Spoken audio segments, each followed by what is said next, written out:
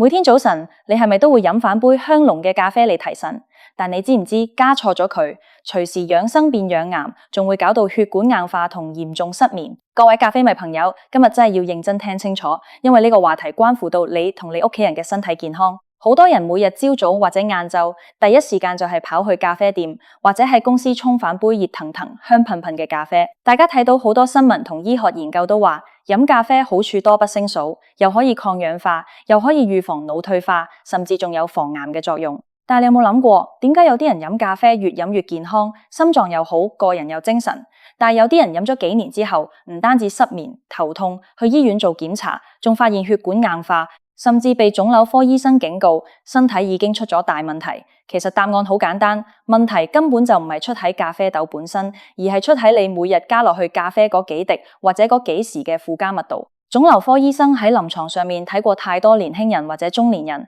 明明平時生活習慣唔差，又冇食煙，又冇飲酒，但係年年體檢，血管年齡竟然比實際年齡老咗10幾20歲，甚至體內嘅慢性發炎指數爆燈，最後仲演變成癌症。當醫生仔細追問佢哋嘅飲食習慣，先發現10個有8個都有同一個致命嘅小習慣，就係每日飲咖啡嘅時候，無意中加咗一種極度危險嘅化學物質或者精製成分。呢種成分入口甜美、奶香十足，或者方便快捷，但係落到肚入面就等於喺你嘅血管同細胞入面放毒。到底腫瘤科醫生最怕大家喺咖啡入面加啲乜嘢？我哋先嚟揭開第一個最普遍亦係最毒嘅隱形殺手，就係反式脂肪酸，亦即係大家平時喺超市或者茶餐廳好容易見到嘅植物奶精、奶精粉，或者係成日用嚟沖即溶咖啡嘅奶精包。好多人以為奶精有個奶字就等於牛奶或者健康嘅乳製品，其實呢個係大錯特錯嘅觀念。植物奶精嘅主要成分根本就完全冇牛奶，佢係用植物油經過人工氫化過程製造出嚟嘅油脂，再加埋大量嘅香精、乳化劑同糖漿。醫生同營養師一直都強調，人工氫化植物油會產生大量嘅反式脂肪酸。呢種反式脂肪酸落到你嘅血液入面，會嚴重破壞你嘅血管內皮細胞，將你血液入面嘅好膽固醇降低，同時將壞膽固醇大幅拉高。日積月累之下，你嘅血管就會開始失去彈性，變得越來越硬，越來越窄。呢個就係所謂嘅血管硬化同動脈粥樣硬化。血管一旦硬化，問題就接踵而來，血壓會升高，心臟要用更加大嘅力量去泵血，隨時會引致心肌梗塞或者中風。但係更加恐怖嘅係，腫瘤科醫生特別指出，反式脂肪酸同大量嘅人工添加物落到人體之後，會誘發全身性嘅慢性發炎反應。大家要知道，慢性發炎係癌細胞最喜歡嘅溫床。當你體內長期處於發炎狀態，細胞嘅 DNA 就極容易發生突變。如果體內本來就已經有微小處於休眠狀態嘅腫瘤細胞，呢啲發炎因子同化學油脂就等於係癌細胞嘅頂級肥料，唔單止會刺激腫瘤生長，仲會破壞你體內嘅免疫屏障，幫助癌細胞建立血管，隨時搞到癌細胞擴散全身。你以為自己每日飲緊咖啡養生抗氧化，點知原來係每日餵緊肥體內嘅癌細胞，諗起都令人脊骨發涼。除了奶精粉之外，第二個大家天天都在加，但係威力同樣驚人嘅健康毒素就係高果糖糖漿同埋過量嘅精製白糖。去到街頭嘅連鎖咖啡店，好多人好喜歡點精選風味咖啡，例如焦糖瑪奇朵、榛果拿鐵、香草卡布奇諾。呢啲咖啡飲落去甜到入心，口感幼滑，但係你知唔知一杯特大號嘅風味拿鐵入面壓進去嘅風味糖漿含糖量有幾高？動輒就高達40至50克以上，遠遠超過咗世界衛生組織建議嘅每日攝取上限。呢啲加工糖漿大部分都係高果糖玉米糖漿，佢進入人體之後唔需要經過胰島素代謝，會直接運去肝臟處理。肝臟一時間處理唔到咁多果糖，就會將佢哋全部轉化成脂肪，堆積喺肝臟細胞入面，造成非酒精性脂肪肝。脂肪肝唔單止係肝臟問題，佢係整個代謝系統崩潰嘅開始。當你肝臟滿布脂肪，體內嘅胰島素抗性就會急劇上升，代謝血糖嘅能力大跌，進而演變成2型糖尿病。糖尿病本身就會加劇血管硬化同微血管病變，令你嘅腎臟、眼睛同心血管功能全面退化。更加要命嘅係，高糖飲食會令血液入面嘅血糖濃度急速上升，引發糖化反應。糖化中產物會附住喺你血管嘅膠原蛋白上面，令血管變得又脆又硬，就好似一條老化咗嘅橡膠水喉一樣，輕輕一截就會破裂。喺腫瘤學嘅角度睇，癌細胞最主要嘅能量來源就係葡萄糖，高糖環境簡直就係為癌細胞提供源源不絕嘅糧食，令癌細胞嘅分裂同轉移速度加倍上升。可能有人會話，咁我不加奶精，也不加糖漿，我加人工甜味劑、代糖，或者加啲風味濃郁嘅煉奶、全脂奶膏，咁樣總算安全啦吧？大家千萬唔好自欺欺人。首先講下煉奶同奶膏，呢啲產品喺製造過程中加入了大量嘅糖，而且經過高溫加工，入面嘅飽和脂肪同糖分比例極高，長期大量飲用同樣會引致高血脂同慢性發炎。至於代糖或者零卡路里甜味劑，雖然表面上冇熱量，但係最新嘅醫學研究發現，人工甜味劑會破壞我們腸道入面嘅微生態平衡，殺死好菌，扶植壞菌。腸道係人體最大嘅免疫器官。70%以上嘅免疫細胞都在腸道周圍，一旦腸道菌群失調，免疫系統就會出亂子，失去監控同消滅突變癌細胞嘅能力，最後同樣會增加患癌風險。講完加入咖啡入面嘅化學添加物同糖分，我哋再嚟睇睇咖啡因本身同睡眠嘅關係。因為失眠同血管硬化、癌症擴散有住密不可分嘅連帶關係。好多人習慣靠咖啡嚟度過疲倦嘅下半天，下晝3、4點甚至傍晚6、7點都仲喺度飲緊濃縮咖啡。佢哋以為自己習慣咗，夜晚一樣落到床睡覺，所以覺得冇問題。但係腫瘤科醫生同神經科醫生都發出嚴正警告：你瞓得着唔代表你嘅大腦同身體有得到真正嘅休息。咖啡因喺人體入面嘅半衰期非常之長，一般成年人需要大約5至7個小時先可以代謝掉一半嘅咖啡因。換句話說，如果你下晝4點飲咗一杯含有200毫克咖啡因嘅濃縮咖啡，去到夜晚10點、11點，你想睡覺嘅時候，你體內依然有大約100毫克嘅咖啡因喺血液入面游走。咖啡因嘅作用機制係去阻斷大腦入面傳遞疲倦信號嘅腺苷受體。就算你強行閉上眼睛睡着咗，血液入面嘅咖啡因依然會持續刺激你嘅交感神經系統，令你嘅心跳保持喺較高嘅速率，血管處於收縮狀態。咁樣嘅結果係乜嘢？就係你完全無法進入高質素嘅深層睡眠。深層睡眠係人體修復血管、清理大腦、代謝廢物同埋修補受損 DNA 嘅黃金時間。喺深層睡眠期間，人體嘅血壓會自然下降，血管得到放鬆同休息，免疫系統會釋放自然殺手細胞去巡邏全身，專門捕捉同消滅嗰啲剛萌芽嘅癌細胞。如果你因為下午或晚上飲咖啡，導致長期缺乏深層睡眠，你嘅血管就會24小時處於高壓收縮狀態，加速血管硬化嘅速度。同時，長期失眠會令體內嘅壓力荷爾蒙皮質醇持續處於高水準。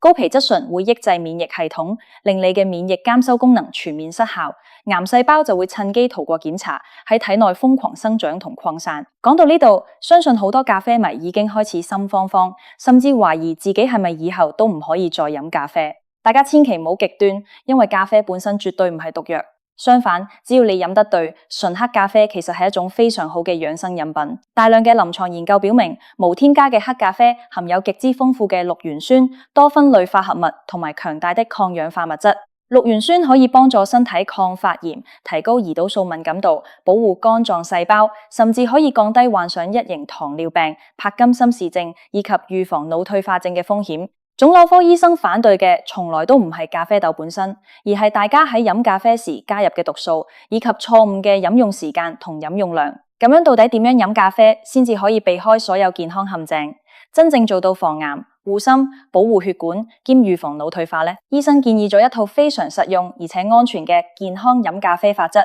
大家一定要牢記喺心。第一點，學會欣賞同接受純黑咖啡。最健康嘅咖啡永遠係只有咖啡豆同水嘅黑咖啡，即係大家平時講嘅美式咖啡或者手沖黑咖啡。如果你覺得黑咖啡太苦太澀，入口好難接受，千萬唔好去加奶精粉或者各式各樣嘅風味糖漿。你可以嘗試選擇中度或者輕度烘焙嘅咖啡豆，呢類豆通常帶有天然嘅果香同花香味，苦味相對較低。或者你可以喺黑咖啡入面加入少量的純鮮牛奶、燕麥奶或者無糖豆奶。雖然鮮牛奶入面嘅蛋白質可能會稍微降低少少綠原酸嘅吸收率，但係比起奶精同高糖漿嘅致命危害，加純鮮奶絕對係安全好多嘅選擇，同時仲可以補充鈣質同蛋白質。第二點，嚴格控制飲用咖啡嘅時間，要避免咖啡因干擾睡眠同破壞血管。最理想嘅飲用時間係喺朝早起床後嘅1至2個小時。因為剛起床嘅時候，體內嘅皮質醇水平係一日入面最高嘅。呢個時候，身體本來就在自我提神，如果即刻灌大杯咖啡，反而會影響皮質醇嘅自然分泌，令你日後對咖啡因產生更強嘅耐受性同依賴性。等到起床1-2個小時後，皮質醇開始回落，呢個時候飲第一杯咖啡，提神效果最好。最重要嘅係，一定要定落咖啡禁忌時間，建議喺下晝2點之後就唔好再接觸任何含有咖啡因嘅飲品，包括濃茶同能量飲料，俾身體足夠嘅6至8個小時去代謝咖啡因，確保夜晚11點落床嘅時候，大腦可以順利進入深層睡眠，讓血管放鬆，讓免疫系統正常工作去消滅癌細胞。第3點，留意咖啡嘅溫度，切忌飲用過熱嘅咖啡，呢一點非常重要，但係好容易被大家忽視。好多香港人習慣去茶餐廳或者咖啡店，點一杯熱騰騰仲冒緊大煙嘅熱咖啡，一上台就迫不及待大口飲落去。國際癌症研究機構已經明確將超過攝氏65度的熱飲列為2A 類致癌物。我們嘅食道內壁非常嬌嫩，忍受唔到太高嘅溫度。如果你長期飲用超過65度的超熱咖啡，每一次都會燙傷食道黏膜，造成微小的發炎同潰瘍。食道黏膜喺不斷燙傷、修復、再燙傷、再修復嘅惡性循環入面，細胞突變嘅風險會幾倍咁增加，長期落去極容易演變成食道癌。所以熱咖啡沖好之後，放喺台面幾分鐘，等溫度降到微溫，唔燙嘴嘅時候先至飲，咁樣既可以享受咖啡嘅香氣，又唔會傷害食道。第4點，控制每日嘅總攝取量，過猶不及。咖啡雖然好，但係絕對唔係越飲得多越好。根據衛生部門同心臟科醫生嘅建議，健康成年人每日嘅咖啡因攝取上限應該控制喺300至400毫克左右，換算成普通嘅美式咖啡，大約係每日2至3杯。如果你一日飲4-5杯以上，過量嘅咖啡因會令你心跳過速、手震、焦慮不安，甚至會刺激胃酸過度分泌，引致胃食道逆流、胃潰瘍等胃部疾病。對於孕婦、高血壓患者、嚴重骨質疏鬆患者以及焦慮症患者，更加應該適量減半或者諮詢醫生嘅意見。最後要特別提醒大家注意咖啡豆嘅儲存同品質。好多人買咗一大包咖啡豆或者咖啡粉返屋企，隨手放在廚房潮濕嘅櫃仔入面，一放就放咗幾個月甚至半年。喺香港呢種炎熱潮濕嘅氣候入面，開封後嘅咖啡豆如果冇妥善密封同防潮，極之容易滋生霉菌，產生一種叫指曲霉毒素 A 嘅強烈毒素。呢種毒素具有很強嘅腎臟毒性同致癌性，長期飲用被霉菌污染嘅咖啡會嚴重損害腎臟功能，甚至增加患上腎癌同膀胱癌嘅風險。所以買咖啡豆一定要買小包裝，開封後要用密封罐裝好，放在陰涼乾爽嘅地方，並且盡快喺2至3星期內飲完。如果發現咖啡豆有異味、發霉或者黏連嘅現象，千祈唔好可惜，一定要立刻丟棄。總括嚟講，咖啡本身係大自然賜予我哋嘅健康寶物，佢含有豐富嘅抗氧化成分，只要飲得其法，確實可以幫我哋保護心血管、預防腦退化兼防癌。但係如果你每日繼續往咖啡入面加奶精、高糖漿，或者喺深夜飲用過熱嘅咖啡，咁樣嘅飲咖啡習慣就等於係喺自己體內埋下慢性毒藥嘅炸彈，加速血管硬化，破壞睡眠，甚至給癌細胞擴散創造條件。由今日開始，試下改變你嘅飲咖啡習慣啦，試下慢慢減糖，改飲無添加嘅純黑咖啡，或者只加少許鮮奶嘅咖啡，控制好飲用時間同溫度，用正確嘅方式去享受咖啡嘅香氣同美味，你先至可以真正享受咖啡帶來嘅健康好處，遠離癌症同心血管疾病嘅威脅。希望大家都可以將呢啲重要嘅健康資訊分享俾身邊每一個喜歡飲咖啡嘅家人同朋友，等大家都可以飲得開心、飲得放心、健康長壽。